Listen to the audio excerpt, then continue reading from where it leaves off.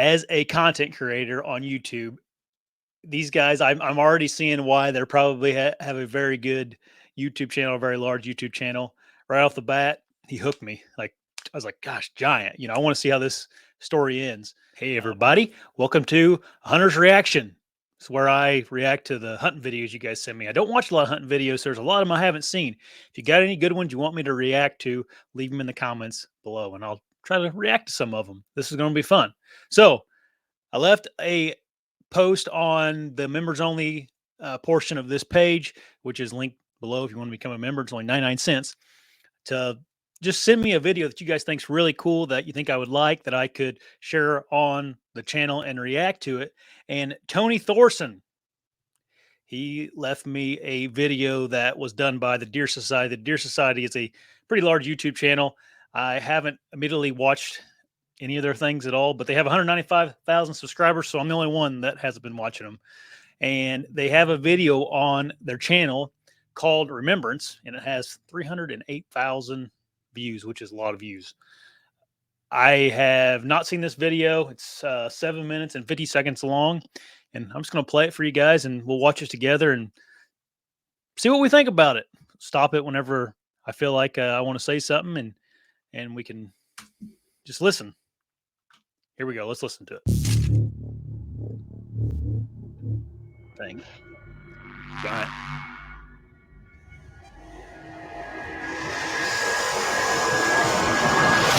Okay.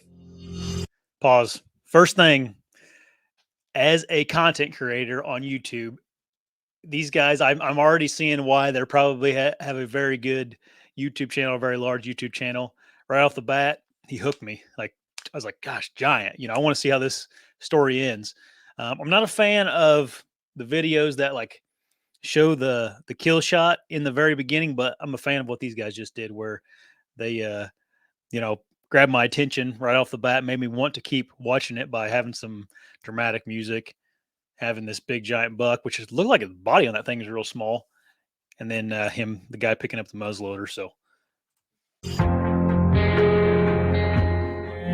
Well, in September of 2017, I lost a good friend in a motorcycle accident, and things had really started to change, especially at his house. Okay, so a few things here.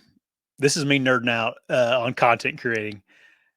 If you notice the talking, so this is their little intro, right?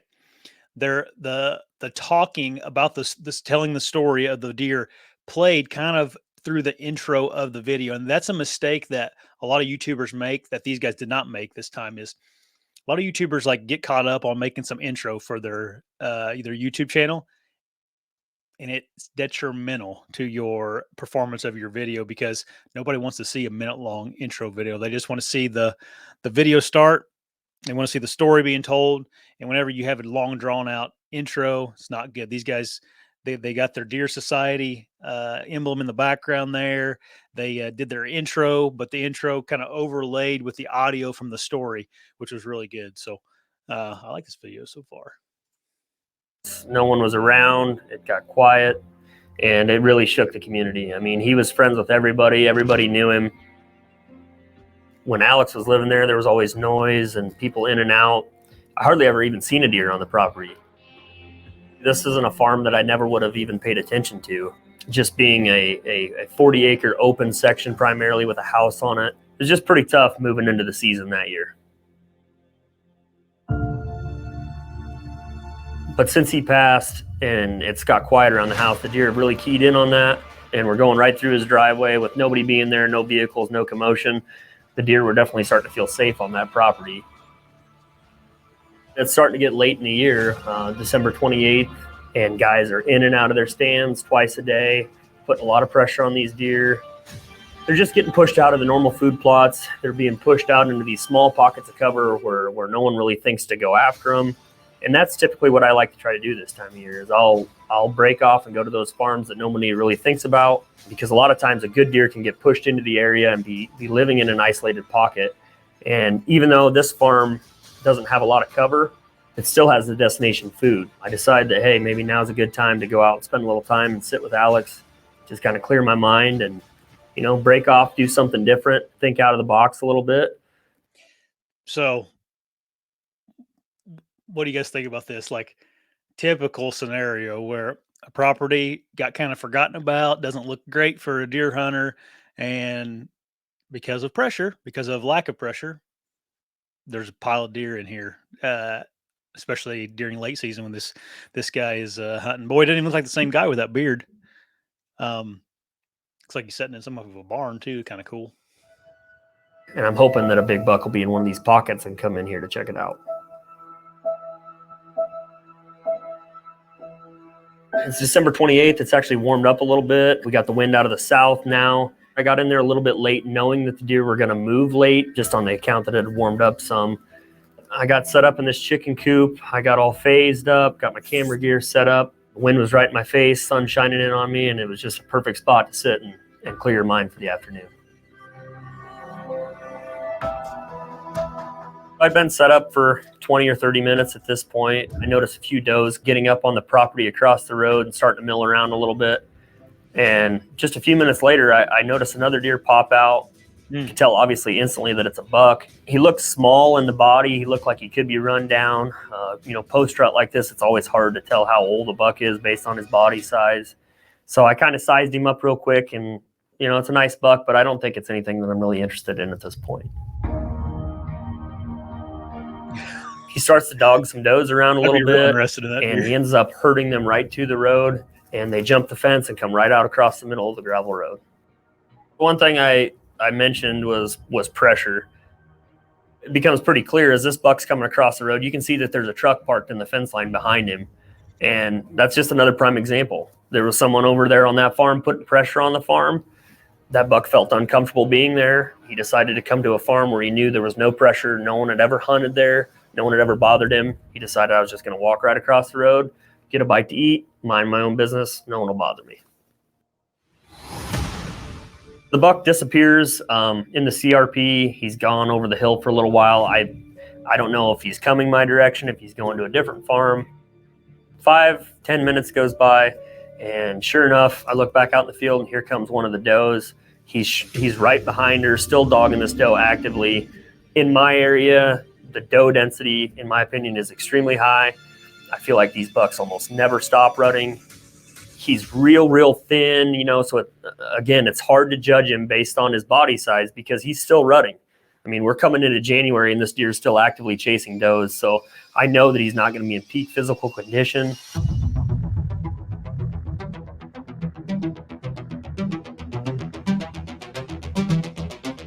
He's closing distance. He's 80 yards and closing. I could tell right off he has huge mass. I can see all the kickers and little flame points coming off around his brow tines, and I can see the splits. At this point, I'm thinking that, holy cow, maybe I've misjudged this deer. This deer looks incredible at this point, and I'm starting to think that this is a buck I'm going to try to take a shot at.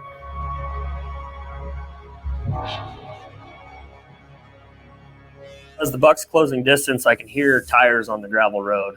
The buck instantly comes to full attention. He's looking around. I look out the side window. Sure enough, here comes a truck down the road. Dude, that is the worst feeling ever whenever something like that happens. I had a deer once coming down a mowed path at this farm. Is a really nice, probably like a 145-inch deer, nothing like this, but and the farmer decided to start his tractor up, and when he did, it spooked the deer.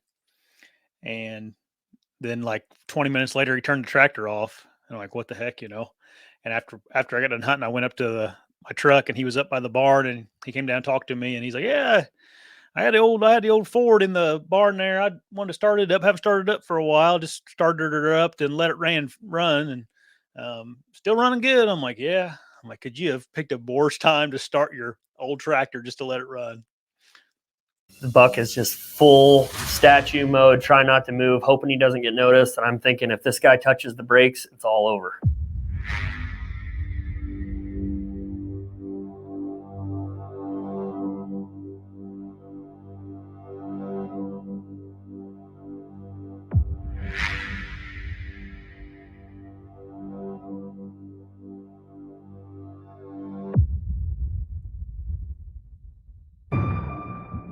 thankfully, big sigh of relief. The guy drives off. The buck goes back to relax, starts feeding again, and he's coming at an angle. I'm just waiting for him to get in line where I can take a shot now.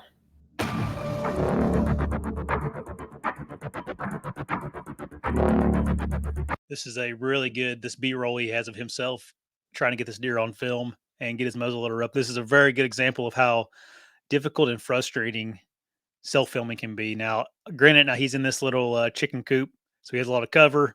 He has a muzzleloader, so the deer's farther away. But if these guys, I'm sure they bow hunt too, and it's extremely challenging to self-film a deer hunt. And every time I get a deer on film, self-filming, it's a miracle.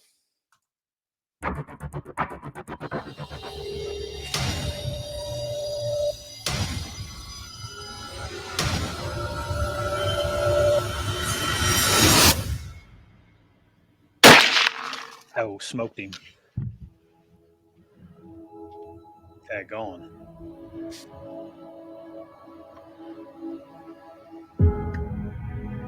Oh my God. Can you believe that?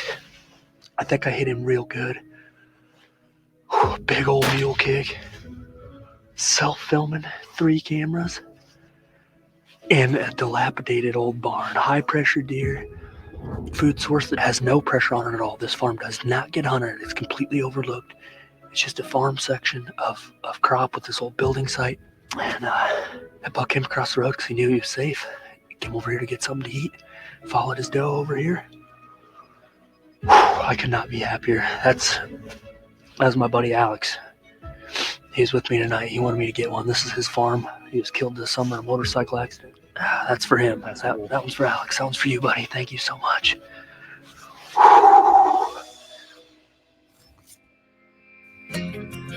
Well, the keys to success on this hunt was definitely the cold weather.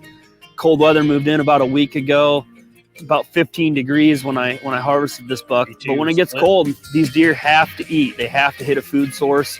And I found a food source that had no pressure on it. Was able to slip in and had a good hide in this old abandoned barn. This buck came across a gravel road and through a CRP field and ended up coming into the cornfield to get a bite to eat. And I put a great shot on him. I just couldn't be happier. So that was an awesome video. I know why that video got a lot of views. Those guys, this is an 8-minute video. A lot of YouTubers would have made this into an hour and 20-minute video.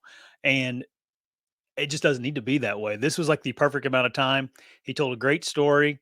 He had the footage he had. If you watch that, there was tons of cuts. And what I mean by that, there's tons of clips. Like he never dwelled on anything for too long. A lot of times you'll see a YouTuber make a video and he'll film a doe out in the field for 15 minutes and he'll include 3 minutes of that doe in the field in his video. And it's not really telling a story very, very well. That's intriguing or keeping the storyline going. So great job, Deer Society. I love the lessons you learned in this video about, these, he mentioned the cold weather, but I think the biggest thing was the overlooked property that had little pressure. And then obviously that extreme cold weathers are gonna push those deer into those food sources. And naturally they're gonna want to go to the properties that have the least pressure and still has the food on it. Awesome video, guys. If you guys like the video, go over to Deer Society and give them a subscribe. And also, if you want to see me do more of these videos, leave a comment below on some cool videos that I could check out and react to them on the YouTube channel. See you guys later. If you want to watch another video, click here. If you want to subscribe, click right here.